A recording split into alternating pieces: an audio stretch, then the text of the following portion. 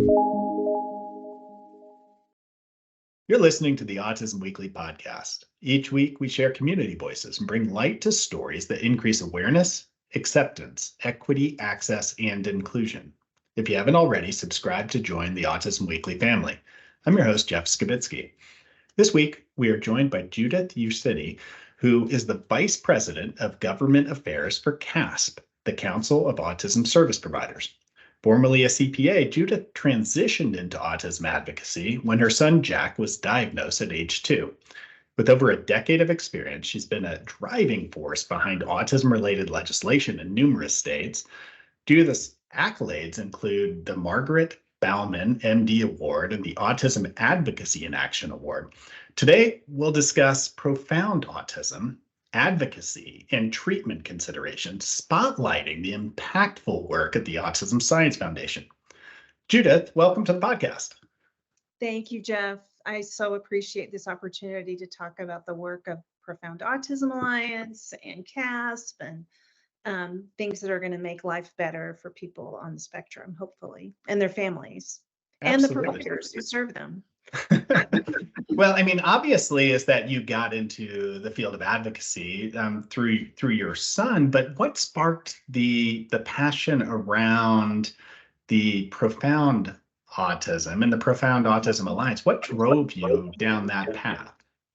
So my son, Jack, definitely inspired me at age 2 to get involved with autism advocacy. And I was living in Texas at the time. I'm from Texas originally. And his services were denied because he had an autism diagnosis. So I got involved there with some advocates who'd been working to pass an autism insurance law in the state. And we were successful in getting a bill passed in Texas. It was the 3rd state in the country to pass an autism insurance law, right on the heels of South Carolina, where Lori Unum was working. And that was a life-changing experience for me. I definitely felt empowered and excited to see that a state like Texas could change things. And that particularly a state where people said, you know, this will never happen in a place like Texas. And that really helped fuel the movement nationwide. So to see those possibilities, to see what was deemed impossible become possible. I worked in states like Oklahoma and Georgia, where legislators would shake their fingers at me and tell me to go home because it was just never going to happen there. But working with providers, with families, with self-advocates, with amazing legislators from both sides of the aisle, I learned, you know, if you're positive, if you collaborate, and most importantly, if you don't give up, you can accomplish things, sometimes incrementally, but you just have to keep going. So that was very motivated by my experience with my son, Jack. Jack is now 20 years old, so 18 years has passed.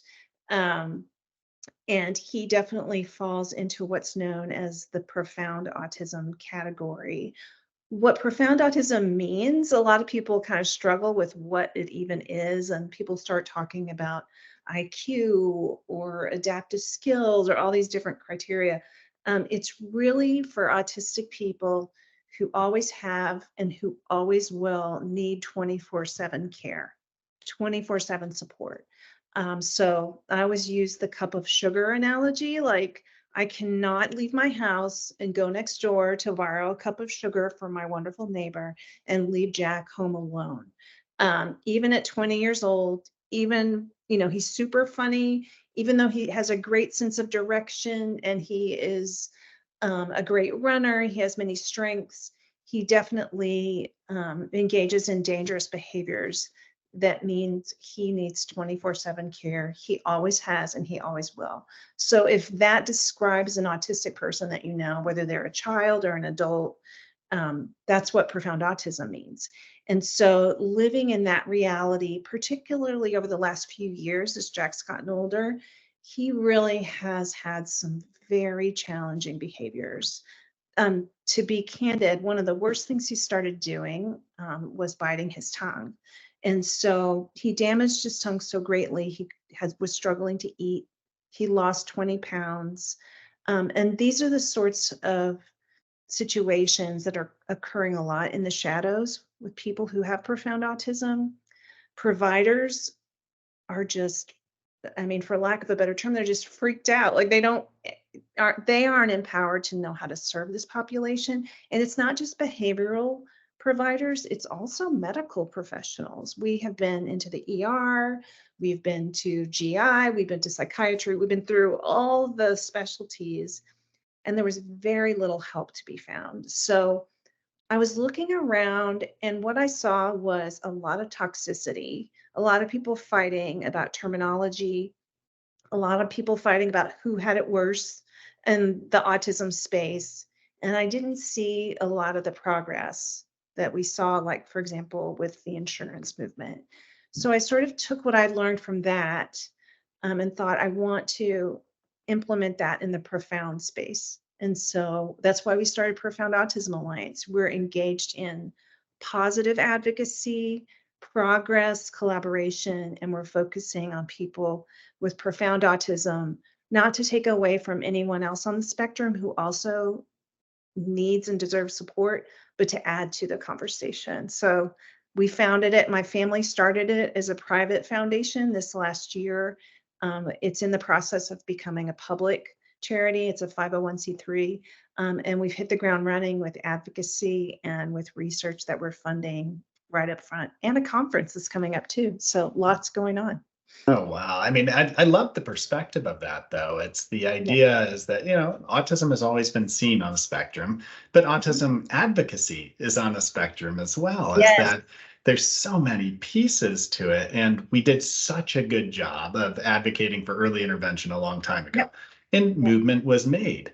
Yep. Now we finally, over the last 5, 10 years, have become a little bit more cognizant to make sure we're hearing the self-advocate voice. Yes. So important. And Yes. this is the missing leg. It's okay, so who isn't being advocated for? And it's that missing piece that you're tackling right now. It's Yeah. the profound autism. Those who might not be able to advocate for themselves rely on other caregivers to be a part of that advocacy effort. Um, Exactly. so maybe you can give us a little bit of a background, is that this didn't just come to fruition because, all of a sudden there was an epiphany saying we need this. I mean, there was a report that came out in Yes. 2021, and maybe you can give us some background on that and how that Yes. got us to where we are today. Yes. So a few years ago, the Lancet Commission, they were looking at autism as a whole. So they weren't just looking at those who are more severely affected. They were looking at autism as a whole, all sorts of things related to autism. And they saw, that research and advocacy are occurring, but many things are moving at a very slow pace. And many people across the spectrum are still really struggling. So they tried to identify some things they could do where they felt like they could really make a difference within 5 years. And so one of those things was to define profound autism. So they decided to coin and define that term, profound autism. And they have some specific terminology. They're chaired by a researcher named Catherine Lord from UCLA. Most people have probably heard of Kathy Lord. She chairs the DSM Committee on Autism Spectrum Disorder. So she led the charge with the Lancet on the coining of the term profound autism. And they talk about individuals who have intellectual disability with an IQ of less than 50, or those who are minimally or nonverbal, kind of falling into those categories, is falling into the profound autism space. I actually talked with Dr. Lord about the way I describe profound autism, because I feel like talking about IQ and verbal and blah, blah, blah is a little overwhelming, and people get really confused about what profound autism is. And she has given me her blessing to say, when I talk about it being 24/7 care across the lifespan, that's profound autism. So they coined that term, and they were quite surprised that there were a lot of autistic community members who didn't like the term. They felt like it was stigmatizing. And so there was pushback from some, and there was huge celebration for many who felt very validated that finally there was a way to describe this particular experience. And so that kind of led to a lot of back and forth. But the Lancet definitely coining that term was groundbreaking. The other thing that happened after that was the Centers for Disease Control did research, and they found that 1 in 4 people who are on the spectrum, or 26.7%, fall into the category of profound. So that's, 1 in 4, it's a big chunk of the population. But what they also found, and what other researchers found, is they're not being included in research. There's not a lot of research going on about what their lifetime looks like, what their supports look like, ways to help them. And so there needs to be something happening to change that. Absolutely. And I mean, when I think of right now, the group that would be falling within the definition of profound autism is that there's so many barriers out there. I mean, there's barriers to accessing treatment, not just because of the lack of providers, but there's the lack of education, the lack of knowledge, and the lack of potential payment. Because with a lot of people who are receiving care with profound autism, you're not seeing large treatment gains all the time. You're seeing maintaining, or you're seeing quality of life improvements. Yes. What are the biggest barriers that you're seeing right now? Because you're diving deep into this, right? You're leading the charge. What are you Oh seeing? my gosh, it's so interesting you say that, Jeff. I was literally talking with a CASP member yesterday who is wanting to serve her clients with profound autism who are over the age of 7, who are profound.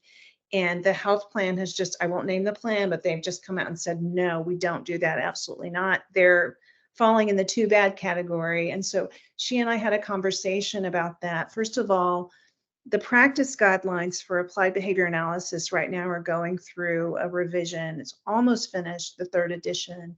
And one of the tenets in that 3rd edition talks about maintenance as progress. So people who have profound autism, when you think of generally accepted standards of care for them, maintenance definitely can be progress, and it's critical.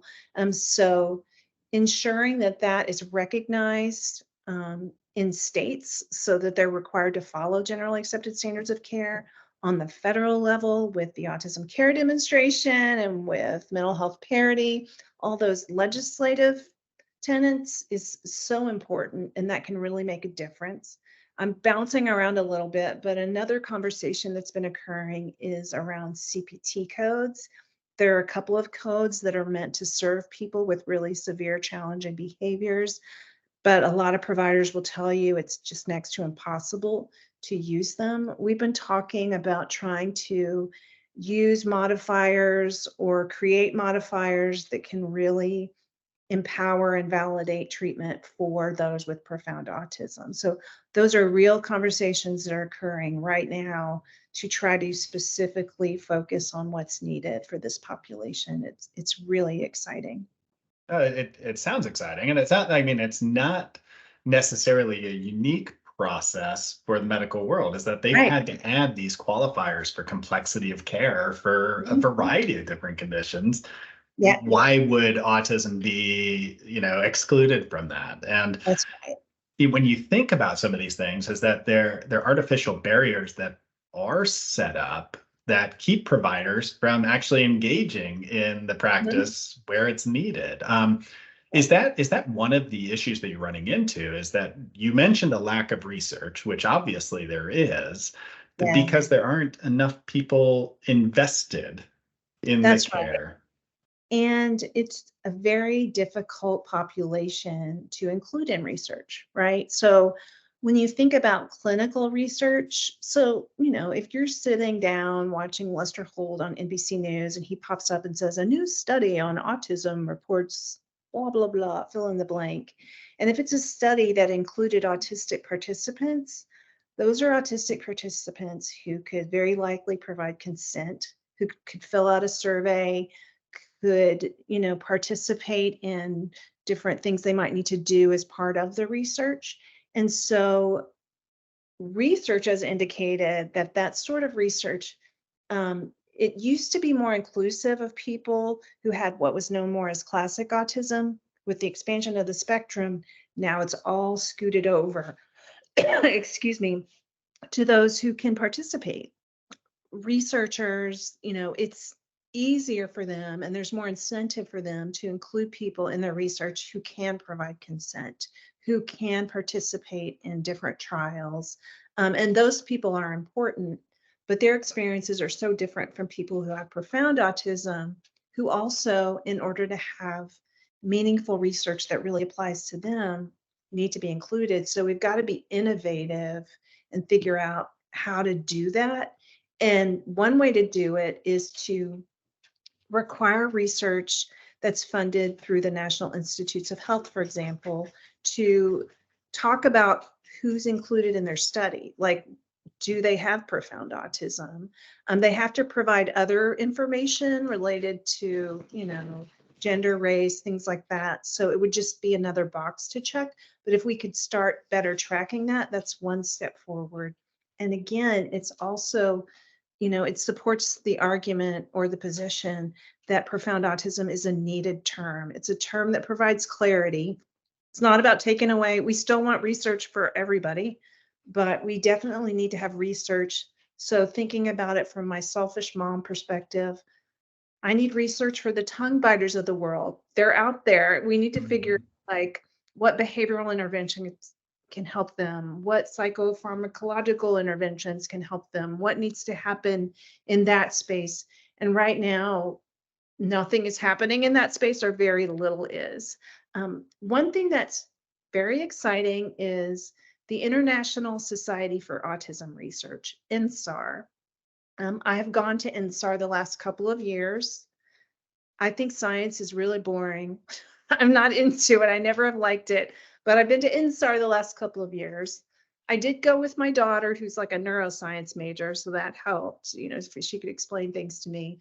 But what we found in attending the last couple of years is there's really nothing much going on at all related to profound autism. This coming year, they're actually having a section that focuses on profound autism, which is very, very exciting, just that they're acknowledging that. So I'm already seeing some progress and some excitement around the term in the research community. So hopefully that's a good sign. No, and I mean, when you put it into perspective of, I want the research for what's happening for the tongue biters of the world. And I mean, but that really is, if you take that concept and apply it across all the barriers, it's an easy one to kind of put into kind of at least a framework. Is I might work with, and I'll talk about Jack. I might work with Jack for 9 months just on reducing that mouthing of the biting of the tongue and the medical component that is. It's not showing a lot of gains across a lot of categories. Right. But without that, I couldn't imagine what the setbacks would be for him, for you as a family, for his ability to be able to integrate in any other part of his life. And it's that framework I think people forget about. I think there's a misconception about what treatment needs to bring about through the process. And you're right, Jeff. Like in our advocacy, we focus a lot on early intervention, which is incredible and works. Like there has been research at a Boston Children's Hospital recently talking about how 37% of the kids that they diagnosed with autism don't have the diagnosis, don't meet the criteria when they're 5 or 6 years old. I think to me, that's a sign that the services that they're getting are working. It's amazing. But there are those who are going to be affected in different ways, who, like in Jack's case, losing weight, unable to eat, becoming more isolated. His health is at risk. His connection is at risk to the world around him. So I will tell you, I've been on the train with him. I've been on airplanes with him where he's biting his tongue and blood is pouring, and people in the community kind of think that's weird and scary. So that kind of thing is really isolating. So I talk about that specifically, but there's pica, there's wandering, there's just many different things like that that affect the profound population that really need attention. And we're starting to see it now, which is very, very exciting. No, and I mean, just the concept of how you look at treatment, I would say the providers have not adapted completely to say, when I have somebody who has a profound behavior and is identified as profound autism as far as where they fit on the spectrum, it's can I sit here on 2, 3 goals and really develop a plan around those, support around those, understand how to be able to work through those versus feeling like I need to adapt to what a insurance carrier or a payer or somebody like that might be dictating to me. It's that push and pull, I think, is hard, and the training hasn't always been there. Is there an advocacy effort to reach out to the provider network to say, let's build more training. Let's get more continued education around this concept of how do we treat the whole spectrum rather than hyper focus on just one group that benefits from care. Yeah, so I'm very proud of, there's a special interest group at CASP focusing on profound autism, trying to find ways to incentivize providers and empower providers too. I want to say, and I don't think providers hear this enough, I deeply appreciate those who are willing to risk their own safety in many situations, to engage with people who are more profoundly affected. It's hard work, and for those who really do it, they definitely they need to be safe. They need to have best practice that they can implement. So at CASP, we're working very hard on that. And also as part of the practice guidelines update, in writing the new version, updating the version of the practice guidelines, beginning to end, we're trying to make sure that what you read could apply to any age. We also want to make sure that the different severities are addressed, because that's reality of ABA provision to people across the spectrum. So those things are happening. The research will empower it even more. One more thing I want to mention quickly is that there's federal legislation called the Autism Cares Act, which also funds all the autism research. So there's a big movement right now to make sure that profound autism is specifically referenced in that legislation, so we can get some funding that's targeted as well. We need funds in order to do this work. And so that way providers can be empowered to do the work too. Yeah, and empowering of the families is just as Yes. important. You've Yeah. done a lot of advocacy around this, which means that you've probably talked to thousands and thousands of people about the issues that are going on. What is that? Is there a common feeling amongst families right now of, this is where I'm at. This is where my family's at because we're not getting what we need, and this is what that experience is. Yeah, I think many families, quite honestly, feel isolated. I think they feel excluded from the community in many ways, because you have to protect the dignity of your loved one who has profound autism, which is important, but people understanding the experiences. I literally have a friend who her arm has been broken several times by her son, which that sounds terrible to say, but that's just a reality. But that's not something that she can go around and post on social media or talk about a lot, because those severe challenging behaviors are real and scary.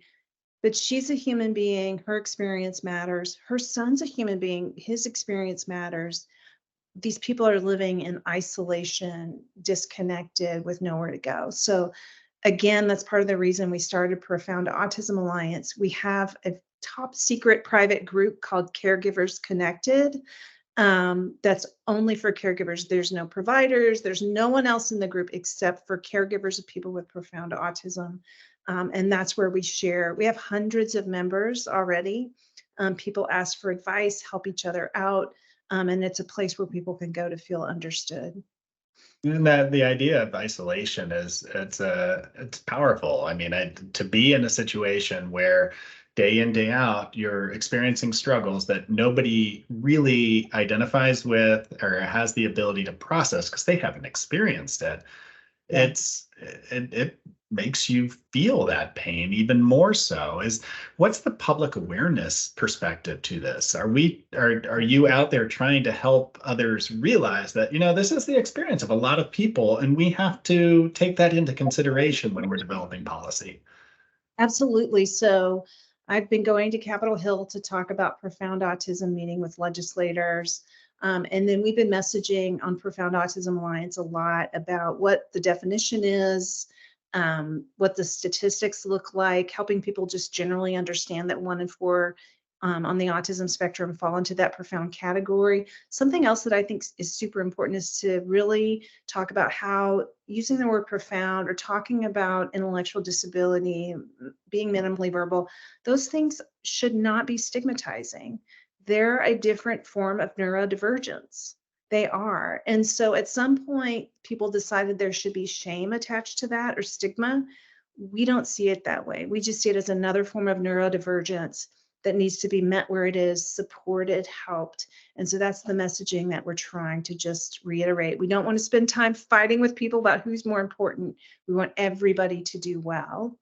There was an article this last week in the Washington Post about the rift in the autism community over the term profound autism. And the article itself, I thought, was kind of the typical, here's what ASAN says, here's what, other people are saying, kind of back and forth. What was really interesting to me were the hundreds of comments. And I was honestly surprised that the vast majority of them really took the common sense approach, saying we need to recognize this term. We need to help these people. So I felt pretty heartened by that people are recognizing autism is very different and there are unique challenges in that profound space that need to be addressed. The recognition it's important. I mean, if you haven't been able to identify something, give it language, give it a term, give it something. How do you know how to make an action item around servicing it? And yeah. I know that it can be painful for some that are self-advocates and want to be seen completely different, and they should be seen Absolutely completely different if you can self-advocate that way. Yeah. And I think that's that, and I've seen that as well. And I think there's a voice for everybody in the conversation, but it's trying not to tread on each other throughout that process that sometimes is hard. It is. And I think, you nailed it. And just talking about clarity rather than competition. And it's interesting. We talk about self-advocates as this broad group, but really self-advocates can be so different.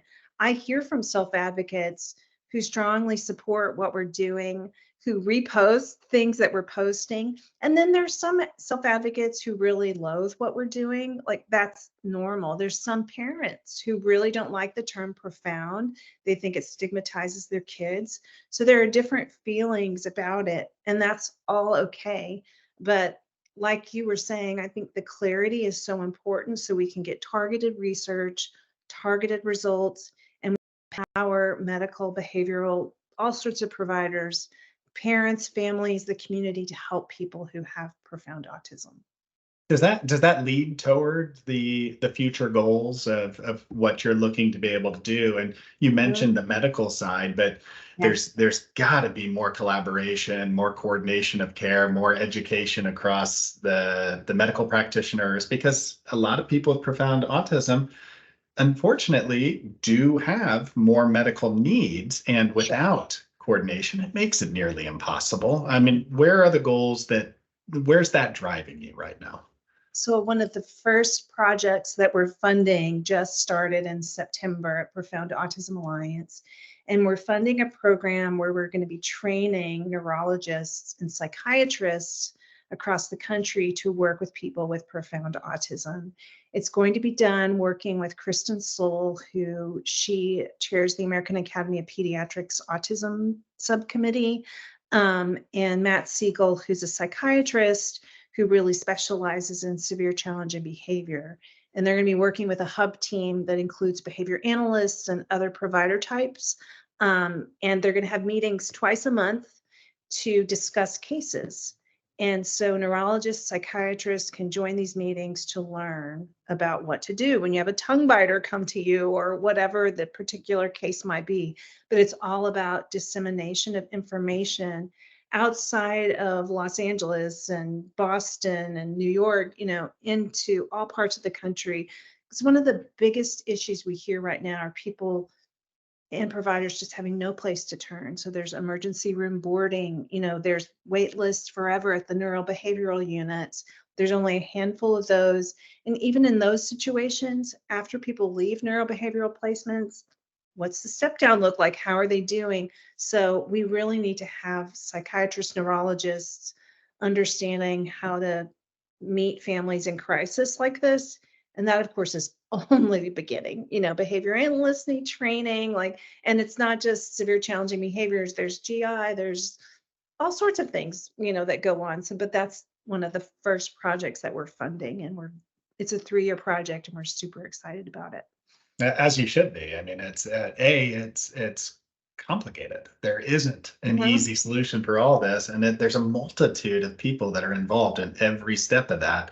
And the more that you can start the process of the education of being able to bring more people to a knowledge set that will enable them to do their jobs better, is that I couldn't imagine what the ramifications of you being successful on this might be to the rest of the industry. But so what is your message right now? I mean, when you're talking with people about, the importance of stepping up right at this moment and starting to push this agenda a little bit more in front of, decision makers, what is it that you want people to walk away with? So I would say we want people who live in the profound autism space, whether you're a provider, a caregiver, a sibling, someone like that. We want you to share your stories with members of Congress right now. And you can very easily find a link to do that if you go to Profound Autism Alliance on Facebook or Instagram, TikTok, on any of the social, LinkedIn as well.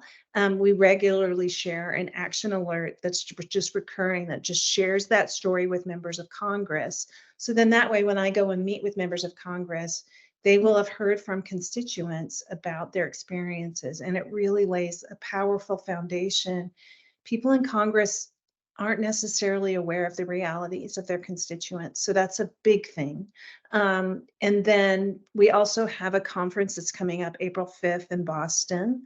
It's an all-day conference that's going to be for parents, providers, community members, and the lineup is incredible. We have everyone from Greg Handley to Nate Call to people focusing on safety, behavior. Kristen Souls speaking from the medical perspective. We're going to be talking about advocacy. So that is April 5th. It's in person in Boston. It will be recorded, so you can, if you can't attend, you can view the recordings for a certain amount of time too. So just having a conference devoted to profound autism, I think, is super, super exciting. Yeah, I would imagine is that every provider, whether or not that is the specific population that they're working with right now, every provider would benefit from understanding and being able to understand the perspective of so many people that are trying to be able to educate around those subjects. Judith, I appreciate you coming on and sharing so much about what's happening and where the efforts need to be pushed forward. How can folks make sure that they're keeping in touch and knowledgeable about what's coming next? Yeah, so I would say definitely right now follow us on social media, on Facebook, on Instagram, on TikTok, on LinkedIn. Our website, we have a landing page right now. We've been really dedicated to making sure our website is what it should be for our community. So it's launching in January. I'm very excited about it. I think people are going to be very excited about the resources that they find there. So sit tight. That's coming in just a few weeks. We've been working very hard on it. But in the meantime, please do connect with us on any of the social media platforms. Just type Profound Autism Alliance in the search and you'll find us. You can also email us at info@profoundautismalliance.org. Well, I know for one, I appreciate all the work that you're doing, but I guarantee so many people are out there saying, thank goodness this exists and that the efforts are being put in. So I appreciate you coming on and chatting with us today. And hopefully we can have you back on when we see more of what's happening and the progress that you've made. I would absolutely so appreciate that opportunity. Thank you, Jeff. Thank you for listening to Autism Weekly. We hope you tune back in next week to learn more about autism in the real world. Autism Weekly is now found on all the major listening apps, including Apple Podcasts, Google Podcasts, Stitcher, Spotify, Amazon Music, and more. Subscribe to be notified when we post a new podcast. Autism Weekly is produced by ABS Kids. ABS Kids is proud to provide diagnostic assessments and ABA therapy to children with developmental delays like autism spectrum disorder. You can learn more about ABS Kids and the Autism Weekly podcast by visiting abskids.com. Thanks for tuning in. See you again next week.